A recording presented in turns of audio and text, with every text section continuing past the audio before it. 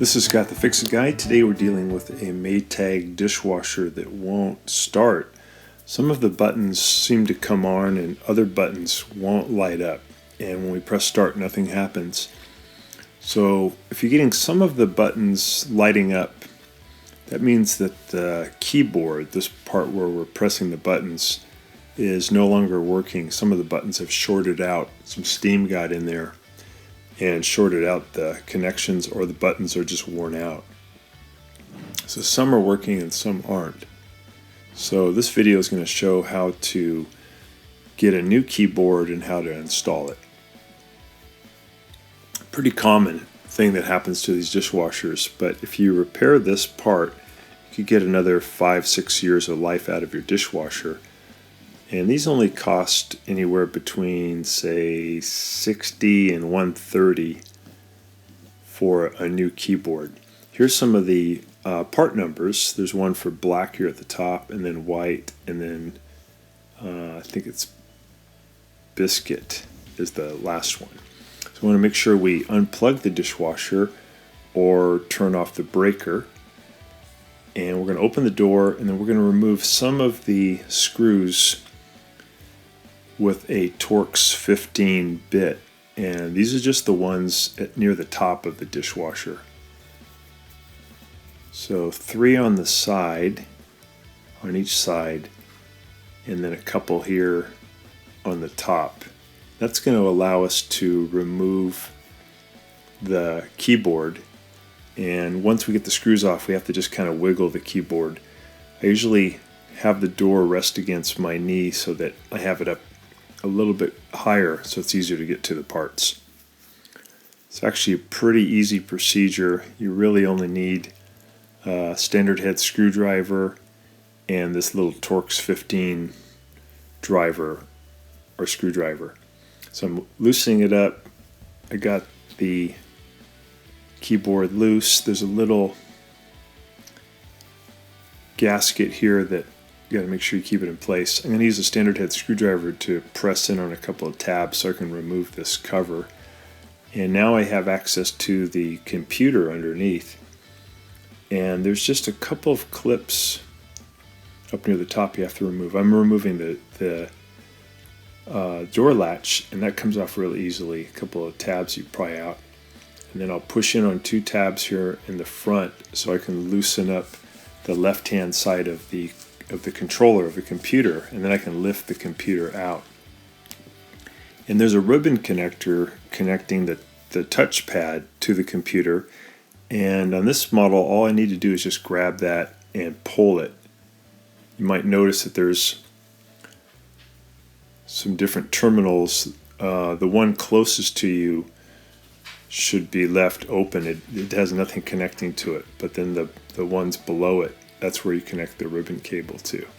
So I took out the old one, grabbed the new one, got the right color, and I'm going to put the little gasket from the old one right in there.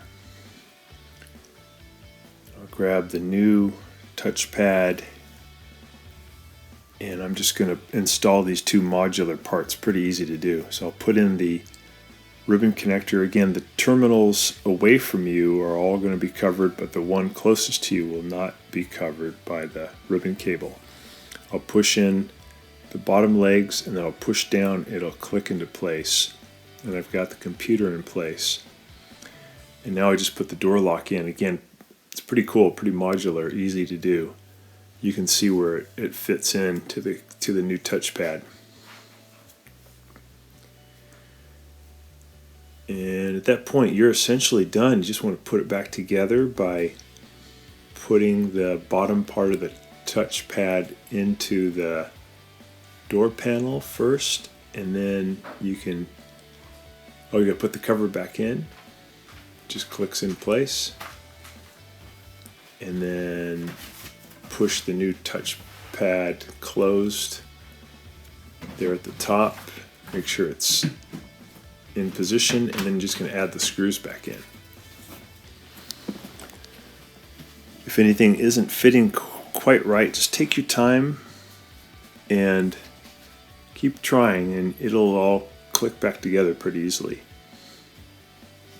These screws are all the same size, so you just want to zip them all back in.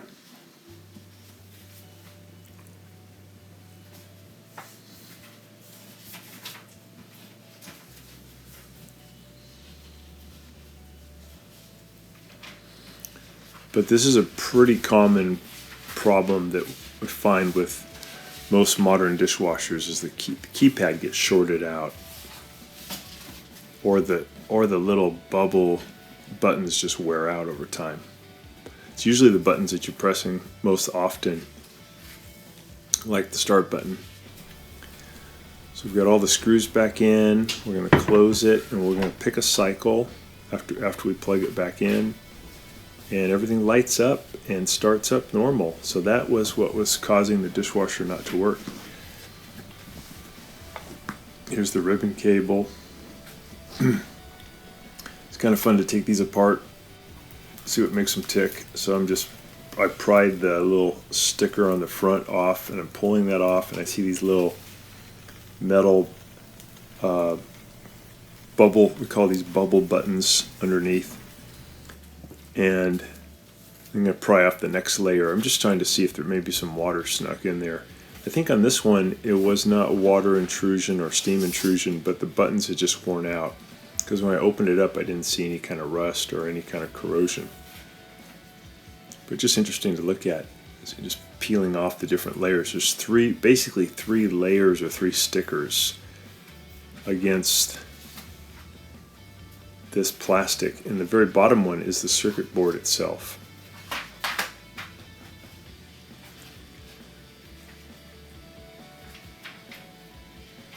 Just testing the dishwasher again. It's doing great.